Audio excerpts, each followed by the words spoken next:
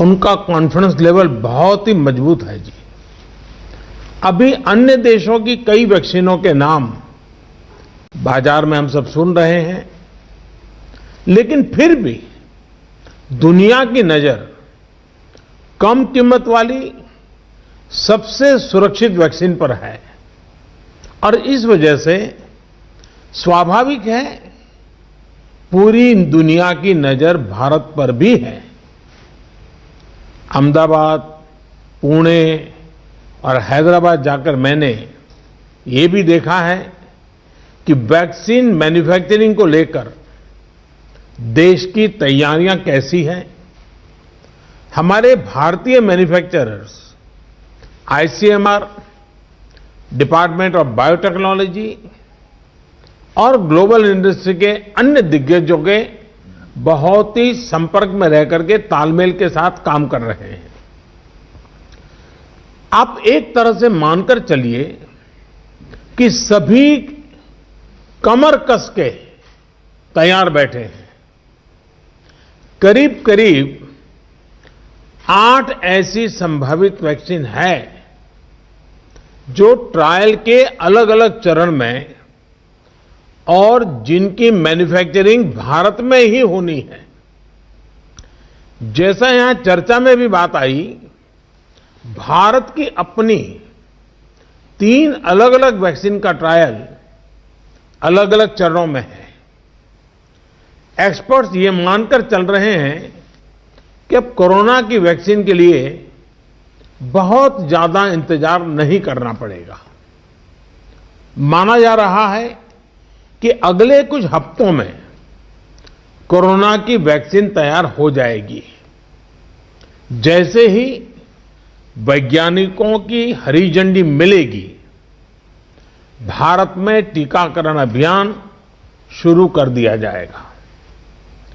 टीकाकरण के पहले चरण में किसे वैक्सीन लगेगी, इसे लेकर भी केंद्र सरकार राज्य सरकारों से मिले सुझावों के आधार पर काम कर रही है। इसमें प्राथमिकता कोरोना के मरीजों के इलाज में जुटे health care workers, frontline workers और जो पहले से गंभीर बीमारियों से जूझ रहे हैं वैसे बुजुर्ग लोगों को दी जाएगी। साथियों, वैक्सीन के डिस्ट्रीब्यूशन को लेकर भी केंद्र और राज्य सरकार की टीमें मिलकर के काम कर रही हैं। भारत के पास वैक्सीन डिस्ट्रीब्यूशन एक्सपर्टाइज और कैपेसिटी भी है। दुनिया के अन्य देशों के मुकाबले इस क्षेत्र में हम बहुत बेहतर हैं। हमारे पास टीकाकरण के लिए दुनिया का बहुत बड़ा और अनुभवी नेटवर्क भी मौजूद है। इसका पूरा लाभ उठाया जाएगा। जो कुछ अतिरिक्त कोल्ड चेन इक्विपमेंट, अन्य लॉजिस्टिक की जरूरत पड़ेगी, राज्य सरकारों की मदद से उसका भी आकलन हो रहा है।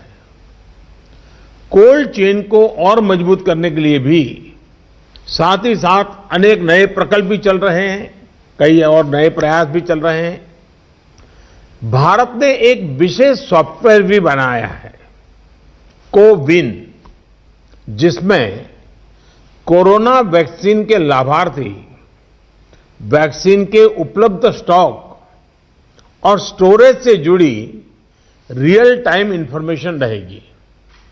भारत में कोरोना वैक्सीन की रिसर्च से जुड़े दायित्व के लिए विशेष टास्क फोर्स का गठन किया गया था और वैक्सीन से जुड़े अभियान का दायित्व नेशनल एक्सपर्ट ग्रुप को दिया गया है।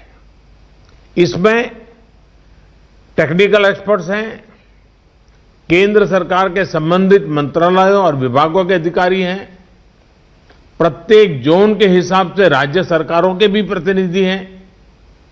ये नेशनल एक्सपर्ट ग्रुप राज्य सरकारों के साथ मिलकर के काम कर रहा है।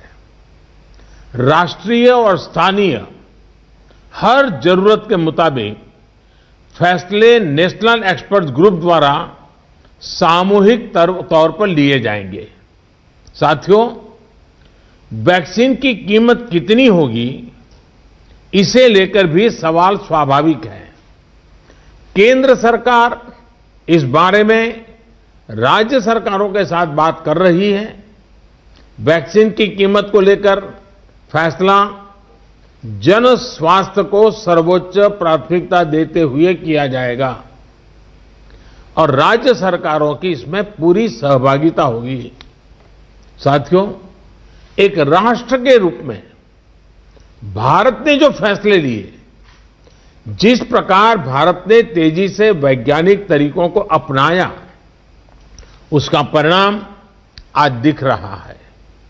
भारत आज उन देशों में है जहां पर प्रतिदिन टेस्टिंग बहुत ज्यादा हो रही है। भारत आज उन देशों में है जहां पर रिकवरी रेट भी बहुत ज्यादा है। भारत उन देशों में भी शामिल है जहां पर कोरोना की वजह से होने वाली मृत्यु दर इतनी कम है। भारत ने जिस तरह कोरोना के खिलाफ लड़ाई को लड़ा है, वो प्रत्येक देशवासी की अदम्य इच्छा शक्ति को दिखाता है।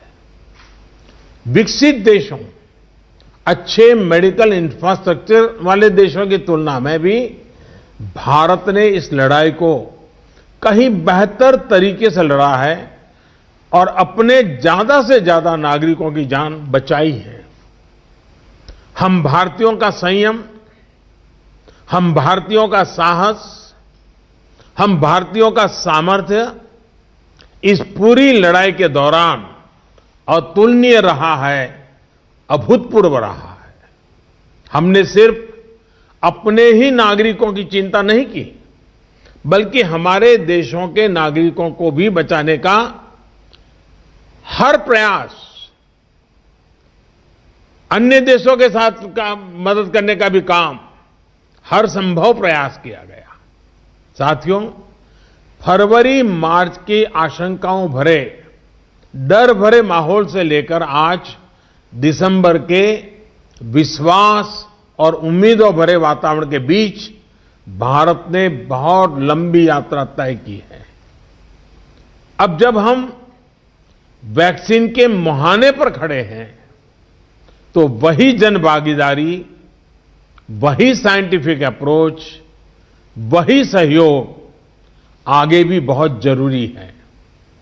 आप सभी अनुभवी साथियों के सुझाव भी समय समय पर भी इसमें प्रभावी भूमिका निभाएंगे। आप सभी जानते हैं कि जब भी इतना व्यापक टीकाकरण अभियान चलता है, तो अनेक प्रकार की अफवाहें भी समाज में फैलाई जाती हैं। ये अफवाहें जनहित और राष्ट्रहित दोनों के विरुद्ध होती हैं। इसलिए हम सभी दलों का ये दायित्व है कि देश के नागरिकों को ज्यादा से ज्यादा जागरूक करें, उन्हें किसी भी अफवाह में बचाएं। इसके साथ ही हम जानते हैं दुनिया में जिस प्रकार से कर्व बदल रहा है और चित्र कहां से कहां जाएगा कोई कह नहीं सकता है, और ऐसे में हमारे जो प्रूवन रास्ते हैं, प्रूवन हथियार है, उसको हमने कभी भी छोड़ना नहीं है। और इसलिए 2 गज की दूरी और मास्क के प्रति भी हम लोगों को लगातार सतर्क करते रहना है। देश ने अब तक जो प्राप्त किया है, किसी भी तरह की लापरवाही उसे नुकसान पहुंचा सकती है।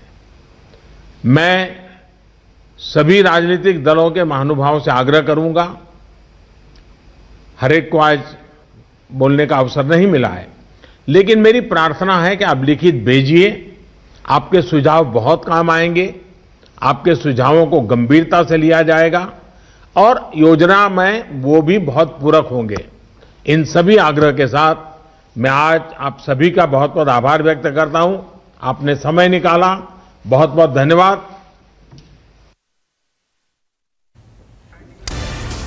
तो ये बड़ी खबर है। देखिए, प्रधानमंत्री नरेंद्र मोदी को आप सुन रहे थे, उन्होंने साफ तौर पर कहा है कि वैज्ञानिकों की हरी झंडी मिलते ही टीका लगना शुरू हो जाएगा। वैक्सीन की कीमत पर, कोरोना संकट पर आज तमाम राज्यों के साथ वर्चुअली तरीके से प्रधानमंत्री नरेंद्र मोदी ने गहनता से चर्चा की है और उसके बाद प्रधानमंत्री नरेंद्र मोदी का यह संबोधन, जिसकी बड़ी बातें आपकी टीवी स्क्रीन पर। और साथ ही प्रधानमंत्री नरेंद्र मोदी ने यह भी कहा है कि सॉफ्टवेयर बनाया गया है, खासतौर पर वैक्सीन के जितने भी लाभार्थी हैं उनका डेटा उसमें कलेक्ट किया गया है और कुछ हफ्तों की बात है, यानी कि अगले कुछ हफ्तों में कोरोना वैक्सीन तैयार होगी, ये कहना है प्रधानमंत्री नरेंद्र मोदी का। तब तक लड़ाई लड़ते रहें, धैर्य रखें, जल्द राहत बड़ी मिलेगी सभी को और भारत पर दुनिया की नजर है।